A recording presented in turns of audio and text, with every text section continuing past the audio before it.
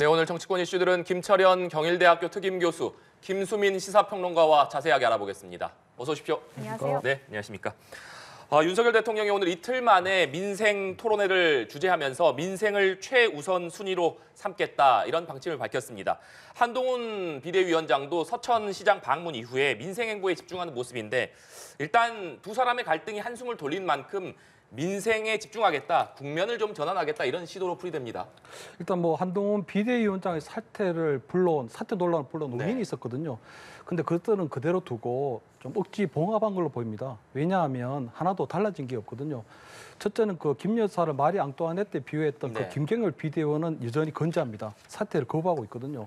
두 번째는 그 명품백에 대한 입장에 변화가 없습니다. 그러니까 지금 한동훈 위원장은 자꾸 입장에 변화가 없다 그러고, 그리고 김경률 사과를 요구했던 김경률 비대위원도 그대로 있는 상황이거든요. 거기다가 어쩐 일각에서 알려진 것처럼 사퇴를 요구했는데 사퇴에 거부한 상황이기 때문에 그 지금 대통령실의 권위도 상당히 꺾인 상황이라고 봐야 되거든요. 그래서 원래는 대통령실에서 그냥 넘어갈 수 없는 상황일 텐데 지금 총선 얼마 남지 않았고, 그리고 총선 전에 이렇게 여권이 분열되면 폭망한다. 특히 이번 총선을 한동훈 위원장의 간판으로 치를 수밖에 없지 않겠냐 하는 이런 대한 부재론 때문에 결국은 제가 표현하기는 좀 그렇지만 고름은 그대로 둔 채 상처를 꿰맨 상태다. 언제든지 이것이 잠재적 시한폭탄으로 다시 한 번 더 폭발할 수도 있다. 이렇게 전망합니다. 네, 전반적 내용을 좀 짚어주셨는데 하나씩 좀 짚어보기로 하고, 일단 교수님께서는 갈등이 임시로 좀 봉합된 것이다. 고름이 언제든지 터져나올 수 있다. 이런 말씀 주셨습니다. 평론가님 어떻게 보십니까? 네, 뭐 전반적으로 임시 봉합이고 갈등의 소재가 없어지진 않았다라는 데 저도 공감을 하고요. 다만 이제 앞으로는 당분간은 봉합 쪽에 좀 더 치중을 해서 대통령실이나 여당에서도 행보를 하지 않을까 그렇게 보입니다. 일단 양쪽에서 잘못 싸우다가는 총선을 앞두고 공멸할 수 있다라고 하는 이런 인식들은 충분히 공유를 한 것으로 보이고, 사실 이 구도는 어떻게 보면 대통령 입장에서 더 불리한 구도일 수 있습니다. 한동훈 비대위원장은 정치에 입문한 지 얼마 되지 않았고, 만약에 한동훈 비대위원장이 낙마를 할 경우는 그다음부터는 한 위원장이 책임져야 되는 범위는 아닌 거거든요. 하지만 그 여파로 인해서 총선에서 참패를 하게 된다면 윤석열 대통령 아직까지 임기 절반 이상이 남아있기 때문에 더 큰 타격을 받을 수 있는 그런 상황이었습니다. 그런 의미에서 저는 어제 그 행보에 대해서 한동훈 위원장이 윤 대통령한테 폴더 인사를 하면서 한 위원장이 굴복한 거 아니냐라고 하는 이런 인식도 있는데, 저는 오히려 반대에 좀 더 가깝다고 봐요. 그러니까 윤석열 대통령 쪽이 입을 타격이 더 컸고 윤 대통령 쪽에 물러선 거리가 더 길 수도 있습니다. 그런 만큼 이제 한동훈 위원장이 어느 정도 여유를 갖고 예우를 해줬다라고도 해석할 수 있는 그런 상황이었다고 보고, 일단 이제 현재로서는 뭐 양쪽 다 충돌을 하면 좋을 것은 없겠지만 특히 대통령 쪽 타격이 크다라고 하는 점, 이 점들을 이제 당분간 좀 숙지를 하면서 대통령실도 그렇게 조절을 해나갈 수밖에 없지 않을까 그렇게 봅니다. 예, 앞서 교수께서 언급을 잠시 하셨지만 대통령실 또 친윤계 일각에서는 이번 사태에 단초가 됐던 김경률 비대위원의 사퇴가 이게 출구 전략이 될 수 있다 이런 목소리도 나오는데, 한 위원장은 김 의원의 사퇴 요구를 받은 적이 없다 이렇게 선을 그었어요. 어떻게 보십니까? 일단 그 한동훈 위원장이 김경률 비대위원을 감사할 수밖에 없는, 어떤 사퇴시킬 수 없는 그런 이유가 몇 가지 있거든요. 첫째는 그 김경률 의원에 대한 어떤 인간적인 관계가 있습니다. 과거에 우리 한동훈 위원장이 문재인 정부에서 박해를 받을 때 지방에 자천되고 또 우리 그 채널A 검은 유착 이런 일이 벌어졌을 때 이 김경률 의원이 적극 나서서 소천사 역할을 해줬었거든요. 거기다가 지금 또 그다음 네. 예. 그다음 그 사퇴 수습 논란 한동훈 위원장 같은 경우에는 어떤 여의도 문법, 여의도 방언을 쓰지 않는다고 합니다. 그걸 굉장히 싫어하는데 이번 어떤 사퇴 논란 관련해서 어떤 출구 전략이나 또는 대통령의 심기 보좌를 위한 그런 어떤 희생양으로 김경률 의원을 쓰겠다는 생각은 전혀 없는 거거든요. 거기다가 아까 말씀드린 것처럼 명품백에 대한 입장도 그대로 유지하기를 원합니다. 그래서 본인은 지금 어떤 뭐 국민 눈높이에서 해야 된다 그러고 김경률 의원은 사과를 계속 요구하고 있는 그런 스탠스를 보였는데, 만약 김경률 의원이 사퇴하게 되면 사과하는 데서 후퇴하는 거 아니냐 하는 그런 오해를 받을 수도 있거든요. 그런 부분이 있어서 지금 어쨌든 다 김경률을 사퇴를 하시고 있고, 그다음 한동훈 비대위원이 보면은 처음에 그 민경유라고 그 노인 폄하 논란을 일으킨 그 비대위원이 먼저 사퇴를 한번 한 적이 있었습니다. 그런데 만약에 이번에 김경률 비대위원까지 사퇴하게 된다면 한동훈 그 비대위 전체가 조금 흔들릴 수 있는 구조가 되거든요. 그렇기 때문에 한동훈 위원장이 어떻게든 김경률 비대위원을 계속적으로 안고 가면서 이 사태를 계속 밀고 나가지 않을까 이렇게 보입니다. 네, 김경률 비대위원의 사퇴를 두고 좀 의견이 분분하고 한동훈 위원장은 선을 그은 상황 어떻게 보고 계십니까? 네, 현재 한동훈 위원장 입장에서 가장 가까이 있는 우군이 김경률 비대위원이기 때문에 결코 놓고 싶지 않은 인물이라고 볼 수가 있겠고, 김경률 비대위원의 사퇴가 이제 명품백 수수라든지 여기에 대한 그나마의 문제 제기도 무력화되는 거 아니냐, 이런 관측이 나올 수밖에 없을 겁니다. 그렇기 때문에 한동훈 위원장도 이 사퇴는 받아들일 수가 없는 부분이 분명히 크다고 볼 수 있겠고, 사퇴 요구를 받았을 수도 있어요. 하지만 그런 것을 이제 받지 않았다라고 얘기를 하는 것은 그런 요구를 아예 공식화하지 않겠다, 못 들은 것으로 하겠다라고도 할 수 있는 그런 경우일 수도 있는 거거든요. 그런 만큼 이 문제가 김경일 비대위원 거치가 한동훈 위원장 입장에서는 하나의 리트머스 시험지이자 마지노선이다, 이렇게 볼 수 있겠습니다. 다만 한 가지 변수가 더 남아 있는 것은 김경률 비대위원이 마포 을 지역으로 출마를 한다라고 하는 것을 한동훈 위원장이 공언을 해버렸거든요. 네. 그러면 한간에서는 비대위원인데 셀프 공천을 해가지고 선거에 출마를 하겠다는 것이냐, 이 부분은 이제 영부인 논란과 별개로 또 다른 논란이 될 수 있고 명분이 좀 없어질 수 있습니다. 그러면 김경률 비대위원도 비대위에 계속 있을 것인지, 아니면 그것을 포기하고 이제 선거로 갈 건지, 아니면 선거를 포기할 것인지, 출마를 포기할 것인지, 이 기로에 놓이는 것은 좀 불가피하지 않을까 이렇게 보입니다. 네, 평론가님께서 지금 얘기해 주신 대로 김경률 비대위원이 지금 일각에서 나오는 사퇴 요구에 떠밀리듯이 사퇴하기보다는 아무래도 지금 말씀해 주신 대로 비대위원이 결국에는 공천을 여부를 주관을 관장을 하기 때문에 김경률 비대위원이 마포를 출마를 이유로 비대위원직에서 자연스럽게 좀 물러나는 수순이 이 수순을 밟을 수도 있을 것이다, 이런 얘기도 있거든요. 네, 맞습니다. 그 김경률 비대위원이 그 마포의 지역위원장인 네. 그 김성동 위원장을 만나고 싶다, 그리고 사과한다는 문자를 보냈었거든요. 그리고 어차피 지금 공천관리위원회에서 보면 동일 지역구에서 3번 연속 피했을 경우에는 어쨌든 그 지역을 전략지역으로 선택할 수도 있습니다. 하지만 이번에 그 서울시 신령 간담회에서 네. 먼저 한동훈 위원장 김경률 위원을 조금 성급하게 $4,000이 벌어질 만큼 소개를 했기 때문에 그 지역에서 지금 그 어떤 사천이라는 그런 굉장히 좀 그러니까 반발이 있거든요. 그러다 보니 결국은 어떻게 보면 지역구에서 3번 떨어졌기 때문에 어떤 전략적으로 선정할 수도 있지만 결국 경선을 할 수밖에 없고, 경선을 하게 된다면 결국 김경률 비대위원이 비대위원제 사퇴해서 네. 공정한 경선으로 이 경선에 임하게 되지 않을까 이렇게 전망합니다. 네.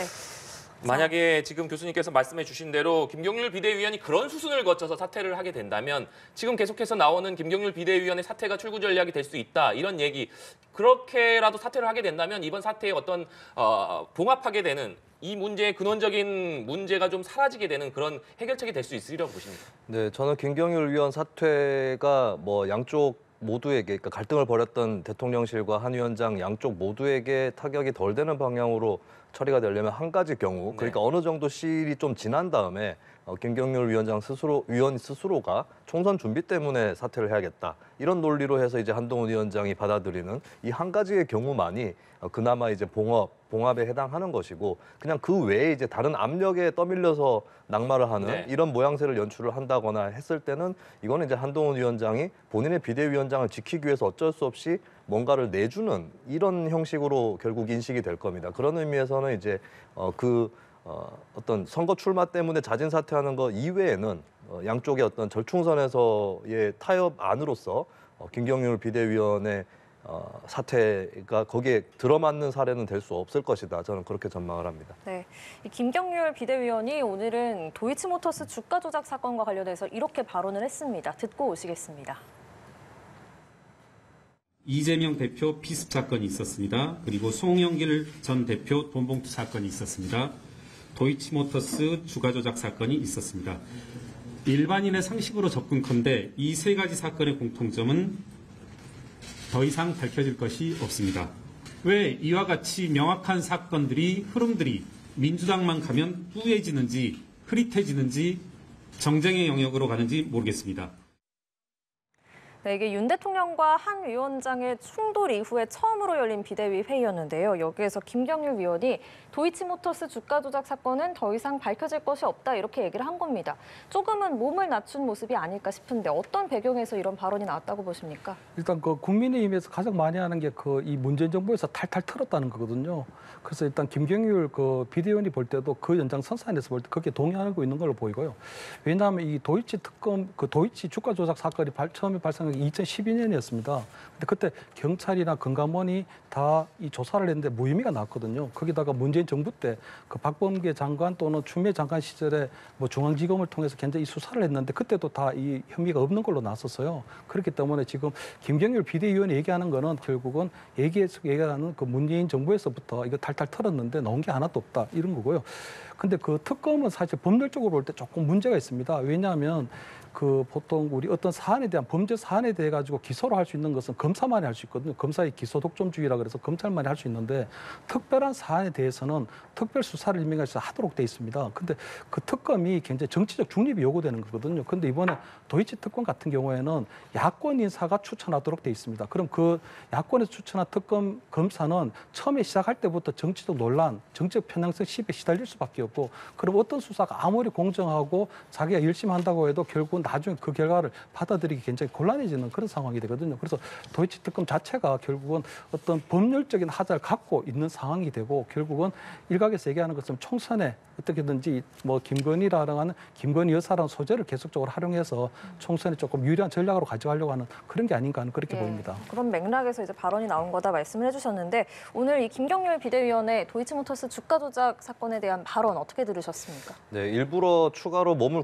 굽혔다고 볼 수는 없을 것 같고요. 왜냐하면 김경률 비대위원은 원래부터 도이치모터스 주가 조작 의혹 관련해서 김건희 영부인은 뭐 특별한 잘못이 없다라는 입장이었습니다. 사실 이것이 한동훈 위원장이나 김경률 비대위원과 그리고 윤석열 대통령 측 간의 충돌, 갈등이 며칠간 있었던 건데 이거 사실 사소한 차이였어요. 왜냐하면 도이치모터스 문제에 대해서는 이견들이 다들 없는 상태였거든요. 사실 생각해봐야 될 것은 명품백 수수보다 도이치모터스 주가 조작 의혹이 더 중대한 사건의 크기라든지 이런 것들을 봤을 때 더 중대한 문제입니다. 그런데 결국에 사소한 걸 갖고 이제 싸우다가 결국 봉합이 된 것이고 큰 틀에서는 별 차이가 없다는 것이 드러난 것이죠. 그리고 김경률 비대위원이 계속해서 이제 주장을 하고 있는 게 뭐 이게 더 이상 밝혀질 것이 없다라고 얘기를 하는데 지금까지 밝혀진 것만 놓고 보면 이 도이치모터스 주가 조작에서 이제 현실 거래도 있고 시세 조정을 하기 위한 어떤 그 통정 가장 매매라고 하죠. 이 후자 쪽이 사실 주가 조작에서 더 크게 작용을 하는 것인데 이 통정 가장 매매 내역을 뜯어보면 이 중에서 이제 몇 가지는 공소시효가 지나서 면소 처리가 됐고 이제 유죄로 인정받은 부분이 또 있습니다. 근데 그 중에 절반가량이 김건희 영부인의 계좌를 통해서 이루어진 거거든요. 그렇다면 당연히 뭐 유죄 무죄를 떠나서 수사를 받았어야 되는 겁니다. 근데 소환이 안 된 거는 문제가 없어서 소환이 안 된 것이 아니라 검찰에서 이것을 하지 못했던 거거든요.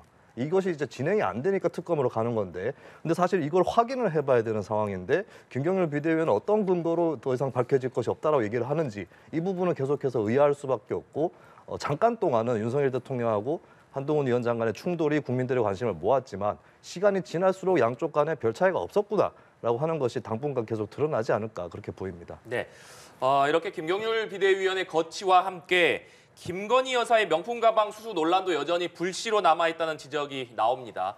한동훈 비대위원장 이와 관련해서 말을 좀 아끼는 모양새인데 한 위원장의 오늘 발언 듣고 오시겠습니다. 제가 김건희 여사의 사과를 얘기한 적이 있던가요? 제가 그런 말씀 드렸던 건 아니고 제가 드렸던 말씀을 그대로 이해해 주시면 되겠습니다. 자, 한동훈 비대위원장, 내가 김건희 여사의 사과를 얘기한 적이 있던가요? 이렇게 얘기를 했습니다.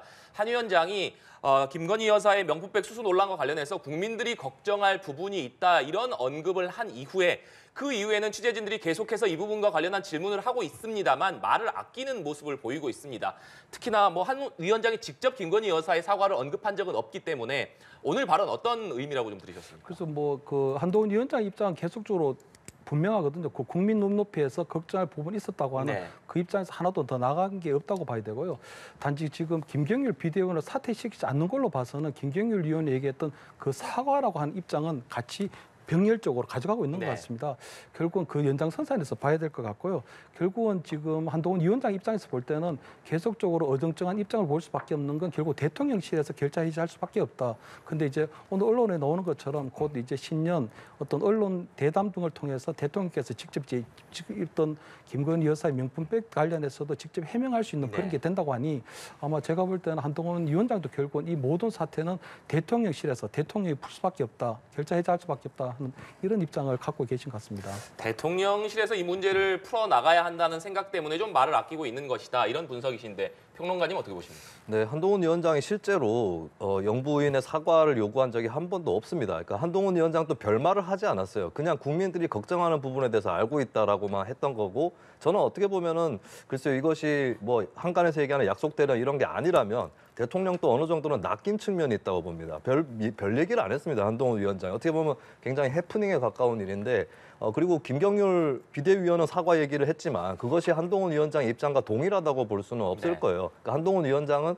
김경률 비대위원의 입장을 존중한다거나 그 정도의 발언은 허용할 수 있다 정도의 수준이겠지, 본인도 사과를 같이 생각하고 있다라고 보기는 저는 어렵다고 봅니다. 그런 의미에서 한동훈 위원장은 사실 어떻게 보면은 거짓말을 하지 않은 채로 어떻게 보면 미필적 고의로 어떤 것은 방치하고 어떤 것은 수습하는, 네, 그러니까 차별화를 하려고 했다고 하는 거는 저는 그건 오해라고 봅니다. 왜냐하면 양측 간에 별 차이가 없기 때문에. 하지만 그런 것들은 이제 본인한테 어느 정도 이점이 되기 때문에, 이득이 되기 때문에 좀 방치를 해두면서, 근데 또 본인은 정작 진짜로 사과 얘기를 한 적이 없기 때문에 또 그 점에 대해서는 나는 그런 얘기 한 적 네. 없다고 이제 수습을 하는 이런 용도로 좀 이 사안을 활용하는 게 아닌가 그렇게 보여지고, 다시 말씀드리지만은 계속해서 양측 간에 별 차이는 없었다라는 것만 연거푸 뚜렷하게 드러나고 있는 게 아닌가 싶습니다. 예, 실제로 대통령실은 이 가방 의혹과 관련해서 윤 대통령이 직접 입장을 밝히는 방안을 좀 검토한다고 알려졌고요. 만약에 윤 대통령이 직접 입장을 내놓는다면 어느 정도 수위가 될 걸로 예상하십니까? 지금 명품백 관련 논란이 지금 국정의 블랙홀이 되고 있거든요. 한동훈 위원장이 내놓는 정책이나 아니면 정부에서 발표하고 있는 여러 가지 민생 대책이 하나도 지금 국민들에게 알려지거나 먹혀들지 않고 있습니다.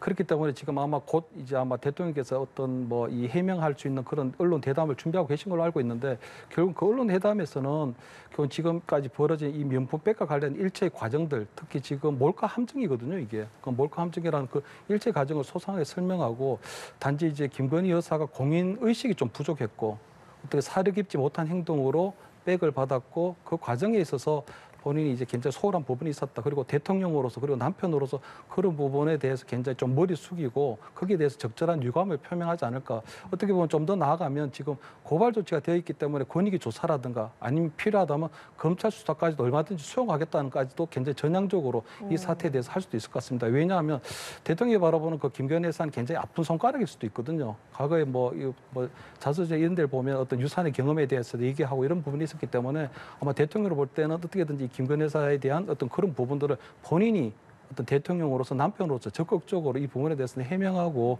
아마 그런 대책을 뭐 이렇게 제시하지 않을까 이렇게 전망합니다. 예, 어떤 전향적인 모습도 기대할 수 있다 이런 말씀 주셨는데 김수민 평론가께서는 어떻게 예상하세요? 네, 기자회견이 아니고 대담을 하게 된다면 굉장히 정제되고 또 분량이라든지 비중 이런 것들이 많이 조율된 상태에서 이루어질 겁니다. 그래서 이 언급으로 긴 시간을 할애할 것 같지는 않고 짧은 시간 동안에 이루어질 것 같은데, 글쎄요, 지금까지의 이제 대통령 측의 태도로 비춰봤을 때는 해명이나 사과 정도까지 나오기는 좀 어려울 것 같고, 그리고 지금까지 밝혀왔었던 이건 본질이 공작이다라고 하는 점에 좀 1차적인 무게를 실지 않을까 그렇게 전망을 해봅니다. 다만 분명히 이제 대통령이 최소한 설명을 해야 될 것은 이 명품백을 뭐 받게 된 경위라든지 이런 것도 이제 국민들이 다 알고 있습니다.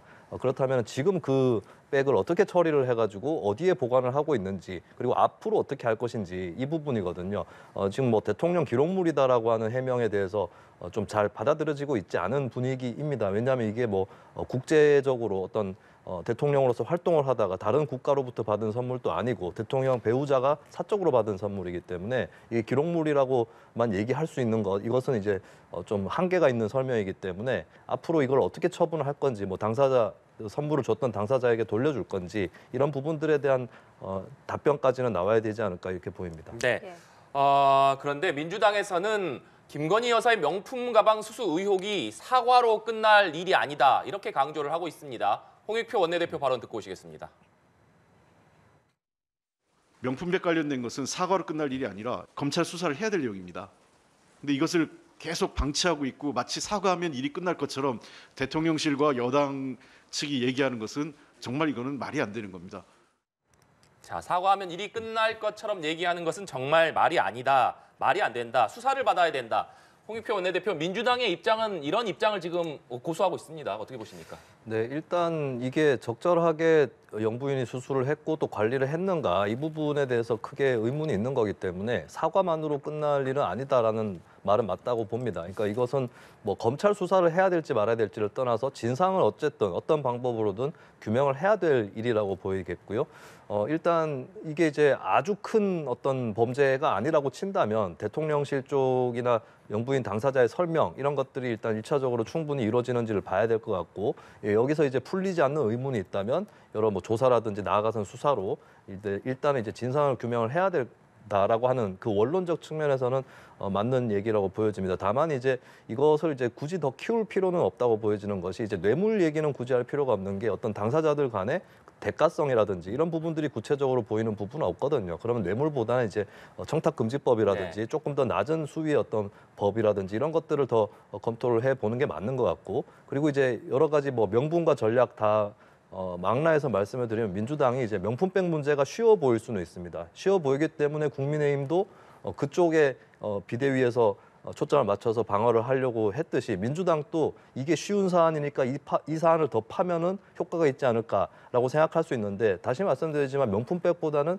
도이치모터스 주가 조작 의혹 같은 것이 더 심각한 문제이기 때문에 민주당도 어느 것이 더 심각하고 중요한가 이 우선순위를 가리는 데 있어서 혼선이 있어서는 안 될 것이다라는 생각을 합니다. 네, 민주당에서 이렇게 수사를 요구하고 있는 상황 속에서 앞서 교수님께서 윤석열 대통령이 신년 대담에서 좀 전향적인 입장을 밝힐 수도 있을 것이다 이렇게 말씀해 주셨습니다만 어떻게 본다면 수사를 요구하고 있는 민주당의 입장을 떠밀리듯이 받아들이는 모양새가 되는 것은 또 바라지 않는 일 아니겠습니까? 그렇습니다. 근데 어쨌든 이제 보면 이제 사과 여론이 좀 높아지고 대통령실에서 그 사과 여론을 좀 수용할 듯하니까 벌써 또 검찰 수사를 선제적으로 또 던져놓는 거거든요. 그러니까 사과는 일단 받았고 검찰 수사를 또 받게 하겠다는 건데 그동안에 보면은 민주당에서는 검찰 수사를 어떤 수사든지 안에 송영길 뭐 이 전 대표의 돈봉 사건이라든가 이런 걸 볼 때도 보면 항상 기획 수사다, 조작 수사다 이런 얘기를 해왔거든요. 그럼 검찰 수사가 시작되면 꼭 검찰 수사는 못 믿겠다고 하고 또 또 특검 카드를 또 꺼낼 게 뻔하거든요. 그래서 이것이 계속적으로 진행되어 온 그런 똑같은 패턴입니다. 그래서 결국은 이번에 이 명품백 논란도 결국은 이제 얼마 안 남으면 한 80여일 앞으로 다가온 총선에 민주당에서 좀 더 유리한 고지를 점하려고 하는 계속 총선용 호재로 계속적으로 활용하려고 하는 의도 외에는 다른 건 보이지 않는다 이래 보입니다. 네. 민주당은 또 최근 있었던 일련의 사건들에 대해서 대통령의 당무 개입을 주장을 하면서 관권 선거 저지 대책위도 만들었습니다. 이에 대해서 국민의힘 윤재욱 원내대표는 당정 간 의사소통 문제인데 이게 얼토당토하는 프레임을 씌우려고 한다 비판을 했거든요. 어떻게 보십니까? 뭐 당무 개입이라는 것은 어느 정도는 맞다라고 볼 수 있겠고 특히 이제 대통령 비서실장이 이번에 사퇴 요구에 대해서 얘기를 하는 이런 일이 벌어졌거든요. 근데 대통령이야 정무직 공무원의 성격을 많이 갖고 있다고 치더라도 대통령 비서실장의 경우는 전형적인 행정부 공무원이라고 봐야 됩니다. 정치적으로 중립을 충분히 지켜야 되는데 이관섭 비서실장의 그런 행보는 굉장히 바람직하지 않고 야당 입장에서도 당연히 비판할 수밖에 없는 그런 지점이라고 보고요. 근데 이제 관권 선거라고 표현하는 것은 조금 조심할 필요가 있는 것이 예를 들면 정부가 행정 권력을 통해서 야당의 선거를 방해하고 여당에게 일방적으로 유리한 어떤 조건을 인위적으로 조성하려고 한다. 이러면 관권 선거라는 말을 들을 수 있는데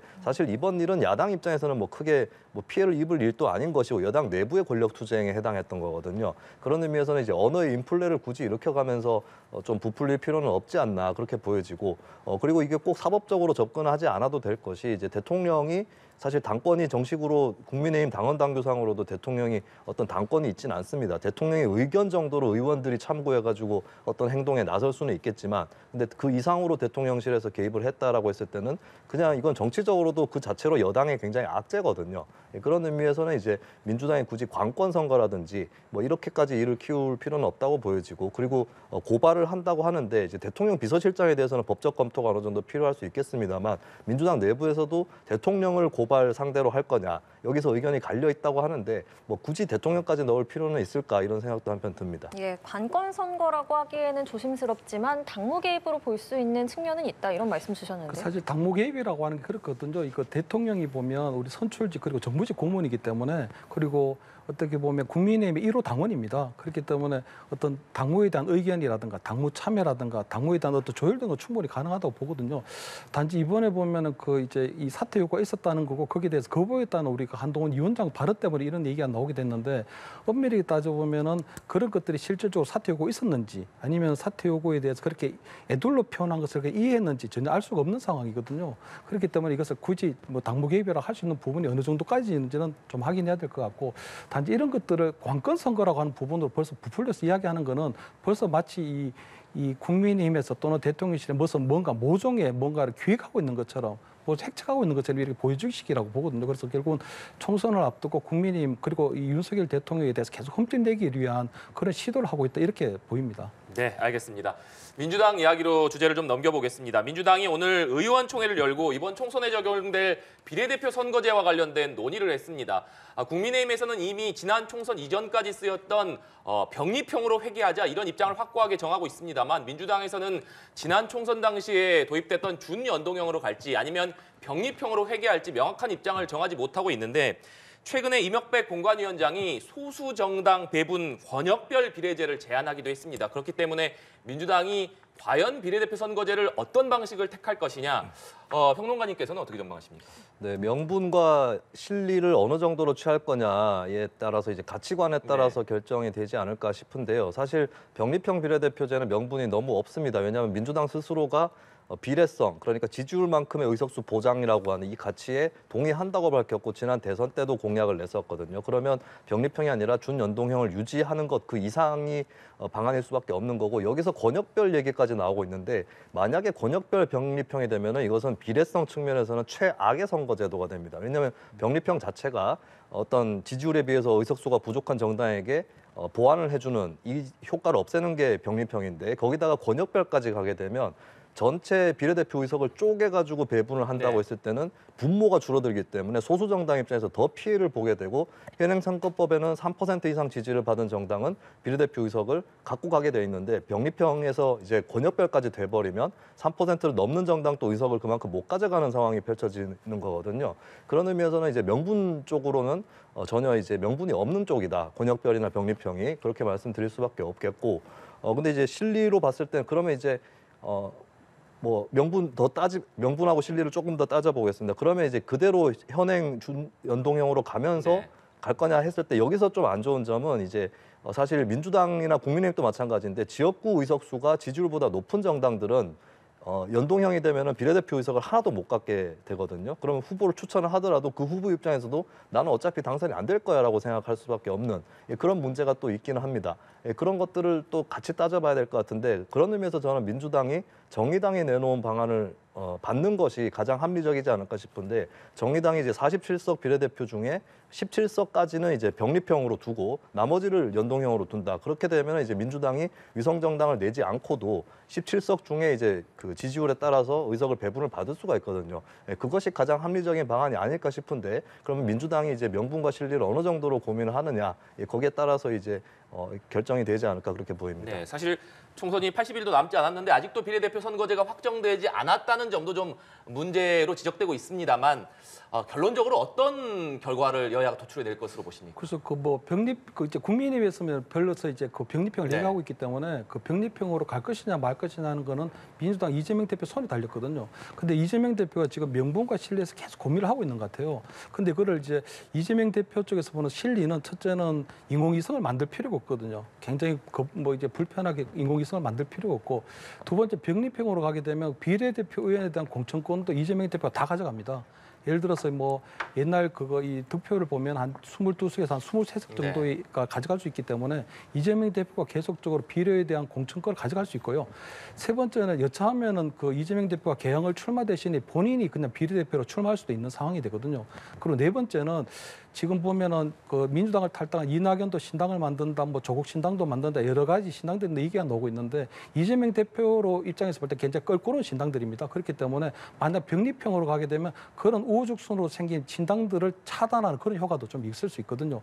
그런데 문제는 이재명 대표의 이 명분의 문제입니다. 왜냐하면 21대 때 그 패스트 트랙까지 띄워가지고 준연동 형제로 네. 민주당이 주도했는데 지금 와서 다시 병립형으로 돌아가자는 명분이 없거든요. 그래서 그 명분을 어떻게 만들 것인가 하는 거에 대해서 이재명 대표가 굉장히 고민하고 있을 걸로 보이고, 그럼 결국은 반윤인대라는 커다란 틀 안에 여러 가지 비례연합 시민 대표를 좀 추천을 받는다든가 아니면 권역별 비례대표제를 하는 형태로 좀 흉내를 낸다거나 하는 식으로 조금 반윤연대라는 형태 속에서 조금 배분해주는 형태로 결국 병립형으로 가지 않을까. 왜냐하면 이게 실리가 너무 크거든요. 그래서 이재명 대표의 손에 달린 이 선거제도는 결국은 어떤 정치적 실리를 따져봤을 때 병립형으로 갈 수밖에 없다. 그렇게 좀 보입니다. 네, 평론가님께서 말씀하신 것처럼 병립형이 되면 군소정당들이 불리해지기 때문에 오늘 오전에 정치개혁 공동행동 진보 4당 연석회의가 기자회견을 열고 이 도입 중단을 촉구하기도 했는데요. 지금 제3지대 신당들 합종연행 막 속도를 내고 있는데 이 제3지대 신당들에게는 어떤 영향을 미치게 될까요? 네, 제3지대 신당들도 병립형이 되면 준연동형 때보다는 의석수는 줄어들 수 있겠습니다. 근데 다만 그것도 크게 그렇게 신경 쓸 필요가 없는 것이 준연동형으로 그대로 간다고 했을 때 민주당, 국민의힘이 다 위성정당을 내버리면 사실상 병립형과 다름없는 결과가 나오거든요. 지난 총선은 또 그러했었기 때문에 어떻게 보면 소수정당 입장에서는 연동형으로 가면서 위성정당을 내는 것과 병립형으로 가는 것 사이에는 뭐 그렇게 큰 차이는 없을 거라고 보여집니다.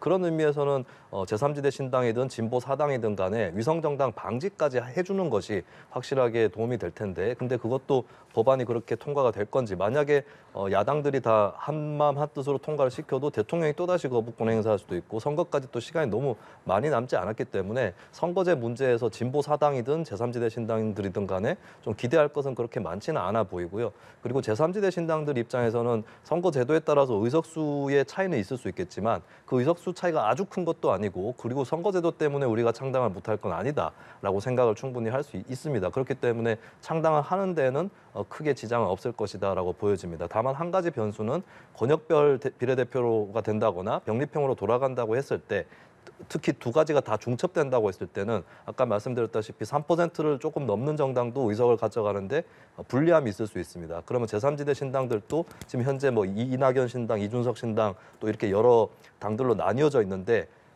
안 그래도 비례대표 선거제도가 불리하게 짜이고 있기 때문에 일단 하나로 뭉쳐서 가자라고 하는 이 흐름이 강해질 수 있다. 이 정도는 이제 선거제도가 제3지대에 끼치는 변수로 보입니다. 예, 앞서 신당 차단 효과 잠시 언급하기도 하셨는데 제3지대 신당들의 움직임에는 어떤 영향 줄 걸로 보십니까? 일단 우리 진보 4당이 있고 이낙연, 이준석 신당이 조금 구분이 되는데요.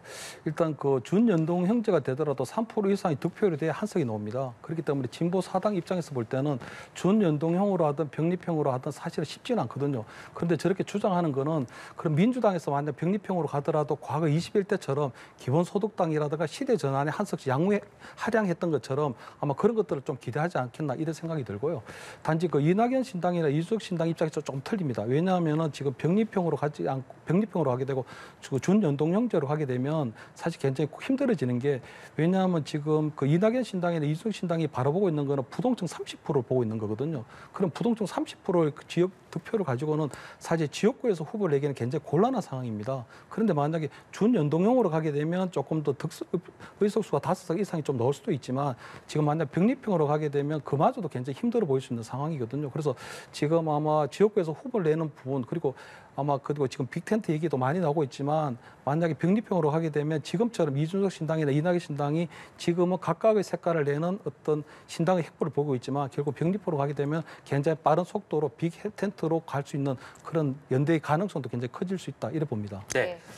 그리고 민주당 내에서 친명계 그리고 친문계 간의 갈등이 커지고 있는 것 아니냐 이런 분석들이 나오고 있습니다.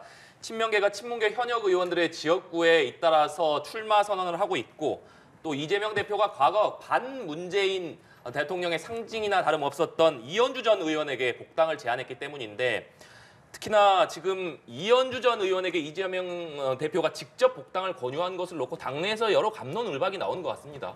네, 저는 일단 친명 대 친문이라고 갈등 구도를 요약하는 것은 좀 동의를 하기가 어려운 것이, 사실 친명하고 친문이 많이 겹칩니다. 그렇기 때문에 이건 친명 대 친문이라기보다는 친명 대 친문이면서도 비명인, 네, 요 이제 요건에 해당하는 쪽으로 조금 좁혀서 봐야 되지 않을까 그렇게 보이고, 그리고 이제 사실 이재명 대표가 과거에 문재인 전 대통령에 비해서 민주당 장악력이 떨어지는 편이기 때문에 친문 쪽하고 그렇게 뭐 소원해서 가는 그럴 만한 처지는 아니었었어요. 네. 근데 점점 지날수록 이제 윤영찬 의원을 포함해서 문재인 정부 청와대 인사들에 대한 어떤 공격이라든지 당내에서 이런 것들이 또 불거지고 있기 때문에 조금 더 이제 문재인 정부 출신들하고는 이제 거리가 벌어지는 거 아니냐, 이거는 어느 정도는 또 나타나고 있는 현실인 것 같습니다.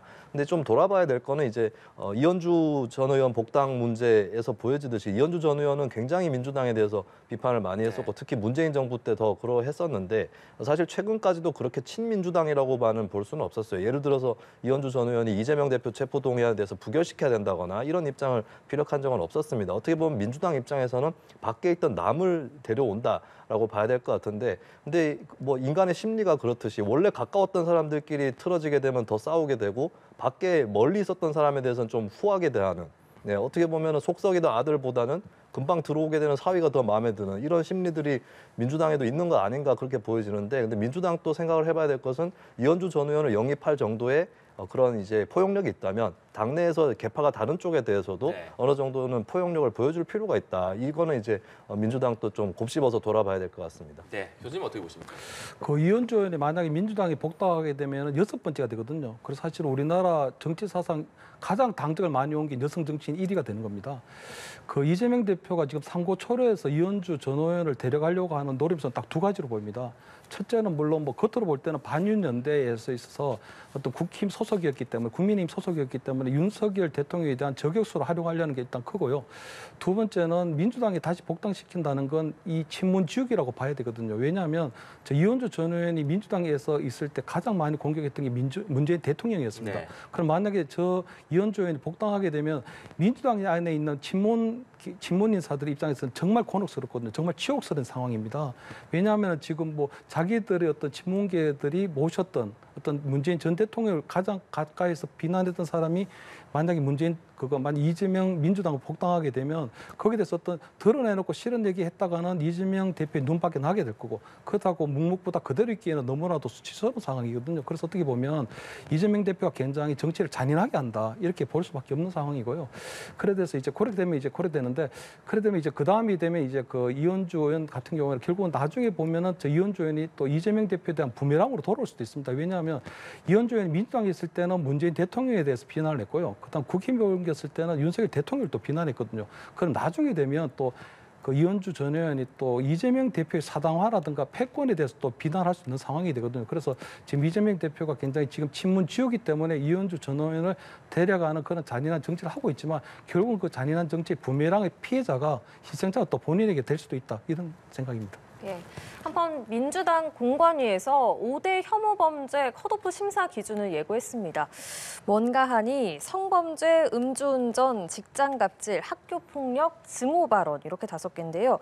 이재명 대표가 음주운전 전력이 있지만 이게 20년 전이어서 이 기준에 해당하지 않아서도 논란입니다. 한동훈 위원장이 이 대표만 걸리지 않도록 여러 가지 고려해서 만든 것 같다, 이렇게 비판을 했거든요. 어떻게 보십니까? 글쎄요, 뭐 이재명 대표를 굳이 빼기 위해서 이렇게 했을까, 이거는 좀 입증은 안 되는 부분인 것 같아요. 그리고 음주운전 문제는 사실 음주운전은 굉장히 심각한 문제고 이재명 대표도 그런 전력이 있는 것은 계속해서 본인이 부담을 져야 되는 그런 문제인 건 맞는데, 근데 이게 또 씁쓸한 현실이 과거에 특히 지난 세기 때라든지 2000년대 초반쯤까지만 해도 굉장히 좀 이것이 빈번했기 때문에 이것을 다 걸러내면 이제 공천을 못 하게 되고 뭐 장관 임명도 안 되고 이런 것 때문에 어느 정도는 좀 기한을 뒀던 것 같습니다. 비슷한 문제가 이제 부동산 다운계약서 쓰는 문제도 그게 한 2006년인가요? 그 정도를 기점으로 해서 또 보는 그런 것도 있는데, 그런 것들이 정치권에서 좀 광범위하게 통용이 이미 돼 왔었던 문제이기 때문에 이재명 대표 한 명을 봐주기 위해서 그렇게까지 했을까? 이거에 대해서는 이제 좀 입증이 안 되는 부분이고